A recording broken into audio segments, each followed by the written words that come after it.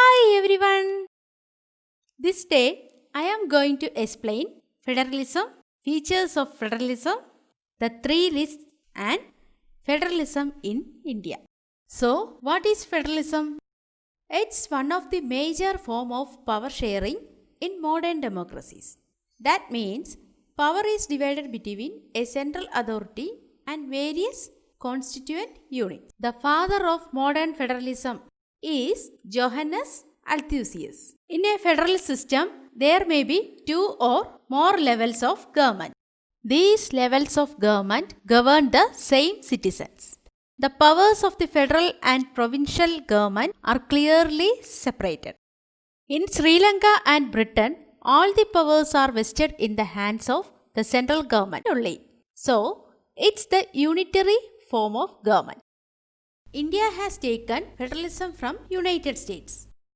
In India, the central government looks after the national matters and the state government look after the state's administration. So, here the salient features of federalism includes dual government, the central and state government separations, rigid and written constitution, independence of judiciary.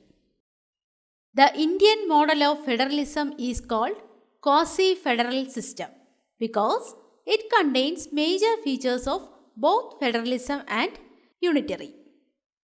The Indian constitution provides a division between the central and state government. Under the 7th schedule, there are three lists: the union list, where the central have decisions; the state list, in which the states have their own decision; and finally, the concurrent list, which has both the influence of center and state.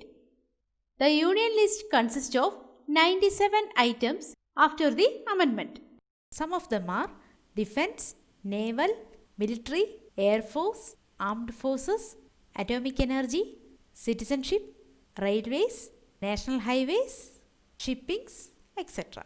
State list is a list of 59 items. What are they? Some of them are public order, police, officers and servants of high court, prisons, local government, public health, hospitals, pilgrimages, intoxicating liquors. Now the last one, the concurrent list. It is a list of 52 items. The last item is numbered 47. Some of the items on concurrent list are criminal law, bankrupt, cruelty to animals, adulteration, drugs and poisons, economic and social planning, population control, family planning, trade unions, etc. Your comments are my motive. Hope you like this video. Like and share. Subscribe for more videos. Thank you.